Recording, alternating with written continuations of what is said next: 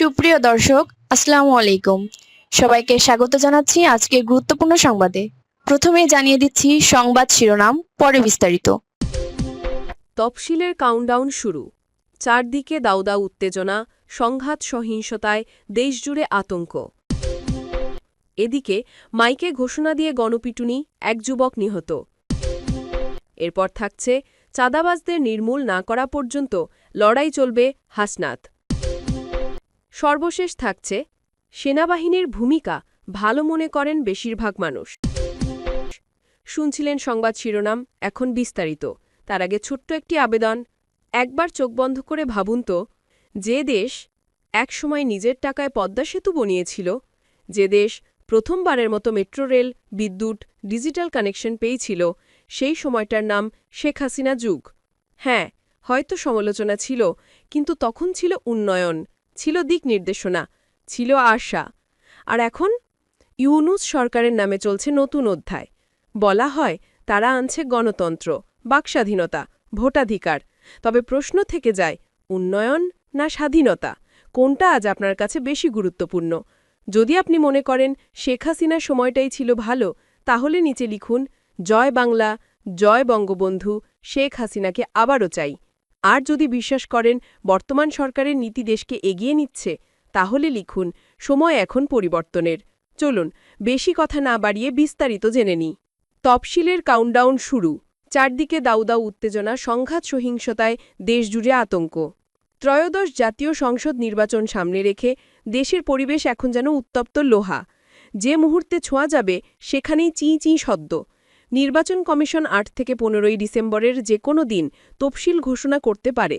আর এই ঘোষণাই যেন দেশজুড়ে অস্থিরতার আগুনে নতুন করে ঘি ঢেলে দিয়েছে। প্রার্থী বাছাই, দল বদল, মনোনয়ন বঞ্চনা, সব মিলিয়ে রাজনীতি এখন যেন এক আগ্নেয়গিরি। মুহূর্তে কোথায় বিস্ফোরণ ঘটবে কেউই জানে না। বিএনপি প্রথম দফায় ২৩৭টি আসনের প্রার্থী তালিকা প্রকাশ করতেই অস্থির হয়ে ওঠে দলীয় কর্মীর একাংশ। এর আগে জামায়াতও তাদের খসড়া তালিকা প্রকাশ করেছে। আর এরপর থেকেই শুরু ছিন্ন বিচ্ছিন্ন বিক্ষোভ, সড়ক অবরোধ, সংঘর্ষ, লাঠিসোঁটা, টায়ার জ্বালানো, হামলা, ভাঙচুর। ঢাকা থেকে বিভাগীয় শহর, কোথাও শান্ত নেই। ঢাকা-চট্টগ্রাম মহাসড়কের ভাটিয়ারি এলাকায় মনোনয়ন বঞ্চিতদের বিক্ষোভে কয়েক ঘণ্টা ধরে থেমেছিল যান চলাচল।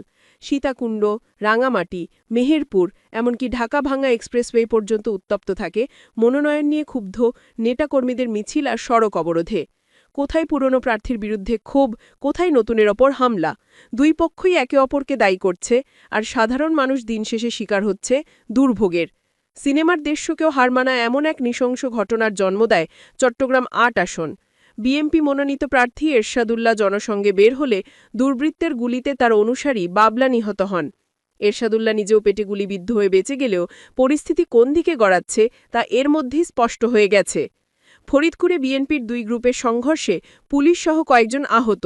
আবার ঈশ্বরদীতে বিএনপি ও জামায়াতের মধ্যে সংঘর্ষে অস্ত্র হাতে গুলি ছোড়ার ছবি সামাজিক যোগাযোগ মাধ্যমে ভাইরাল হয়ে যায়।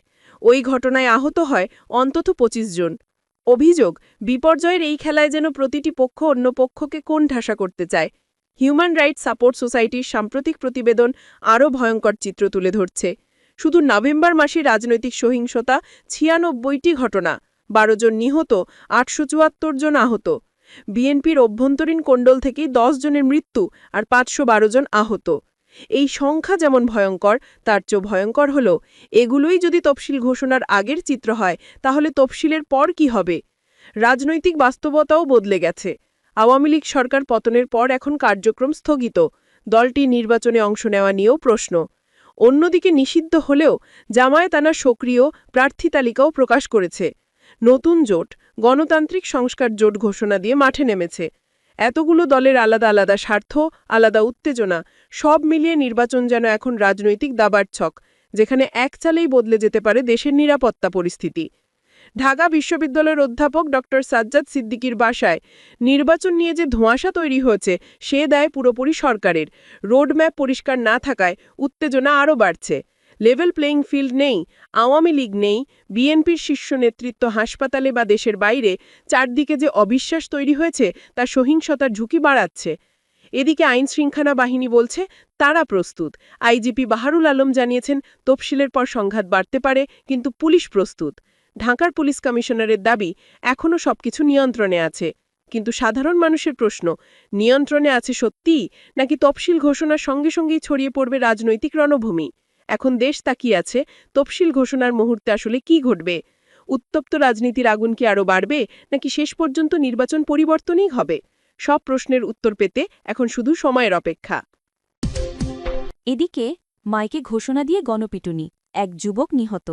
নোয়াখালীর বেগমগঞ্জ উপজেলায় গণপিটুনিতে এক যুবক নিহত হয়েছেন। মাইকে ঘোষণা দিয়ে লোক জড়ো করে তাকে গণপিটুনি দেওয়া হয়। আজ সোমবার সকাল ৮টার দিকে উপজেলার হাজিপুর ইউনিয়নের ১ নম্বর ওয়ার্ডের দক্ষিণ হাজিপুর গ্রামের মন্দার বাড়ির দরজার সামনে এ ঘটনা ঘটে। নিহত ব্যক্তির নাম ফখরুল ইসলাম ওরফে মঞ্জু, ২৫। তিনি চৌমোহনী পৌরসভার ৯ নম্বর ওয়ার্ডের পৌর হাজিপুর গ্রামের রোহন মিয়ার ছেলে। পুলিশ জানিয়েছেন নিহত ব্যক্তির বিরুদ্ধে সন্ত্রাসী কর্মকাণ্ড ও চাঁদাবাজির ৪টি মামলা রয়েছে। এর মধ্যে ২টি মামলায় তার বিরুদ্ধে গ্রেফতারি পরোয়ানা থাকলেও তিনি পলাতক ছিলেন। হাজিপুর ইউনিয়ন পরিষদের ১ নম্বর ওয়ার্ডের গ্রাম পুলিশের সদস্য মোহাম্মদ রাশেদ প্রথম আলোকে বলেন, আজ সকালে হাজিপুর ১ নম্বর ওয়ার্ডের আব্দুল মোতালেবের ছেলে মিজানুর রহমান বাড়ি থেকে বের হয়ে অটোরিকশায় করে চৌমোহনী যাচ্ছিলেন। এ সময় ফখরুল তার গতিরোধ করে চাঁদা দাবি করেন। বিষয়টি নিয়ে দুজনের বাগবিতণ্ডার এক পর্যায়ে মসজিদের মাইকে ঘোষণা দিয়ে লোকজন জড়ো করা হয়। মুহূর্তের মধ্যে গ্রামবাসী জড়ো হয়ে ফখরুলকে গণপিটুনি দিলে ঘটনাস্থলেই তার মৃত্যু হয়েছে। রাশেদ আরও বলেন, গণপিটুনিতে ফখরুল নিহত হলে তার লাশ হাজিপুর ও শরীফপুর ইউনিয়নের সীমান্তবর্তী ৩ রাস্তার মোড়ের সড়কের পাশে ফেলে রাখা হয়। খবর পেয়ে বেগমগঞ্জ থানার পুলিশ ঘটনাস্থলে এসে লাশের সুরতহল প্রতিবেদন তৈরি করে, এরপর লাশটি থানায় নিয়ে যায়।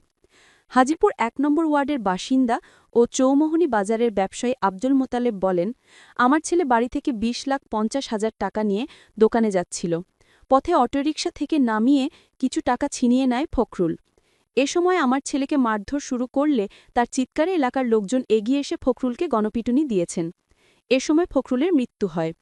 এরপর ফখরুলের স্বজনেরা আমার বাড়িঘরে হামলা ভাঙচুর চালিয়েছেন। তবে নিহত ফখরুলের চাচাতো ভাই মোহাম্মদ হাসান অভিযোগ করেন, পূর্ব শত্রুতার জেরে ফখরুলকে হত্যা করা হয়েছে। হত্যাকারীদের গ্রেফতার করে দৃষ্টান্তমূলক শাস্তির দাবি করেন তিনি।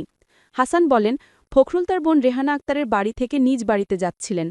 এ সময় ১৫-১৬ জনের একদল লোক তাকে আটক করে পিটিয়ে ও কুপিয়ে হত্যা করেছেন। জানতে চাইলে বেগমগঞ্জ থানার ভারপ্রাপ্ত কর্মকর্তা ওসি মোহাম্মদ আব্দুল বারী প্রথম আলোকে বলেন, ফখরুল এলাকার চিহ্নিত সন্ত্রাসী ও চাঁদাবাজ। তিনি ২টি মামলার পলাতক আসামি। সকালে তিনি এক ব্যক্তির কাছে চাঁদা দাবি করেন, এতে ঝামেলা বাধে।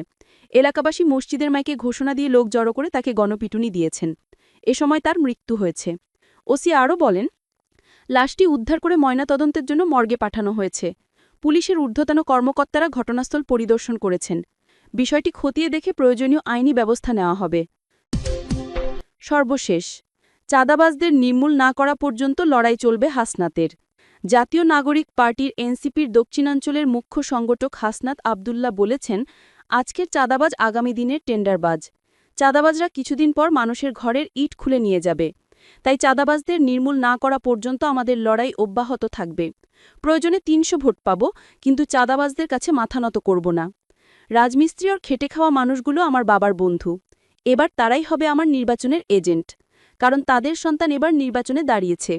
মা বাবার এই ভোট তাদের সন্তানের পক্ষেই হোক। রবিবার ৭ ডিসেম্বর রাতে কুমিল্লার দেবিদ্বার উপজেলার গুনাইঘর দক্ষিণ ইউনিয়নের পদ্মকুট বাজারে উঠানে রাজনীতি শীর্ষক এক উঠান বৈঠকে তিনি এসব কথা বলেন। হাসনাত বলেন, আমার মায়েরা বোনেরা রোজা রেখে আমাকে ভোট দিতে আসবে। বিশ্ববিদ্যালয় পড়ুয়া ভাই বোনেরা আমার জন্য কাজ করবে। প্রবাসে থাকা ভাইরা ফোনে ভোট দেওয়ার জন্য পরিবারকে বলে দিয়েছেন। তিনি বলেন, এখন যদি কেউ মনে করে লাঠি দিয়ে দেশ চালাবে, শেখ হাসিনার কথা মনে আছে তো? এই ছুপা নেতাগিরি আর বাংলাদেশে চলবে না।